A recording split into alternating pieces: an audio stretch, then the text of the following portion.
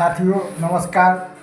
आज हम बात करेंगे दो महत्वपूर्ण जमा योजनाओं के बारे में। जो एक है पोस्ट ऑफिस की सुकन्या समृद्धि योजना, दूसरी है LIC की जीवन लक्ष्य कन्यादान पॉलिसी। साथियों आजकल अधिकांश माता पिता कन्फ्यूजन में हैं कि हम अपनी बेटी की पढ़ाई शादी के लिए किस योजना में निवेश करें। तो साथियों आज हम चर्चा करेंगे, दोनों योजनाओं के बारे में जानेंगे। पोस्ट ऑफिस की जो सुकन्या समृद्धि योजना है वह बच्ची के नाम से खुलती है। जिस बच्ची का उम्र 0 वर्ष से 10 वर्ष के बीच में होता है उनका खाता खुलता है, जबकि जीवन लक्ष्य कन्यादान पॉलिसी LIC की जो है उसमें लड़की के पिता के नाम से पॉलिसी खुलती है। साथियों सुकन्या समृद्धि योजना में बीमा का लाभ नहीं मिलता है, जबकि जीवन लक्ष्य कन्यादान पॉलिसी में बीमा का भी लाभ मिलता है।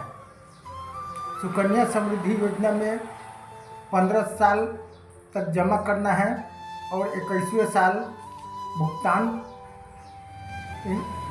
ब्याज के साथ लड़की के खाते में भुगतान आता है, जबकि LIC जीवन लक्ष्य पॉलिसी में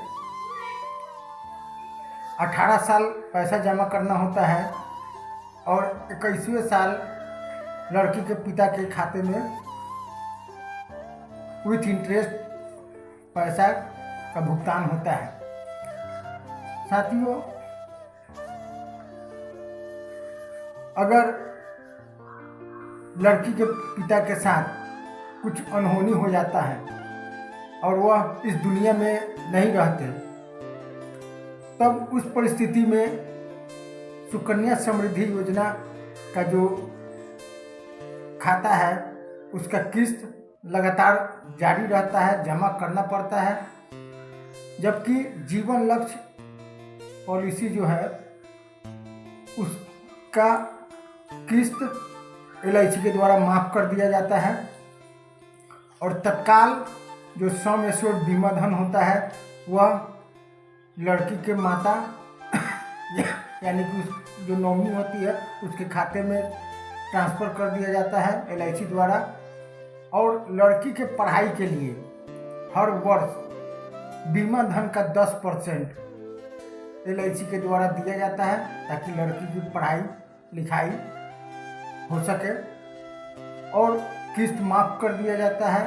और जब 21 वर्ष पूर्ण होता है तब बिना किस्त लिए जो भी मैच्योरिटी अमाउंट परिपक्वता भुगतान जो होता है वह नॉमिनी के खाते में ट्रांसफ़र कर दिया जाता है ताकि लड़की की पढ़ाई या शादी अच्छे तरीके से हो सके, पैसे के लिए शादी में कोई बाधा उत्पन्न नहीं हो।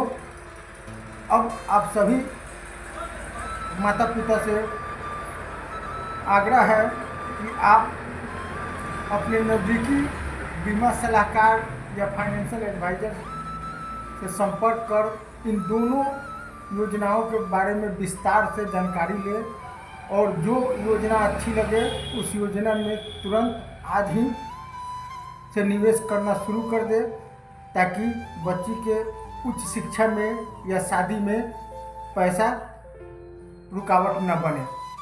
धन्यवाद।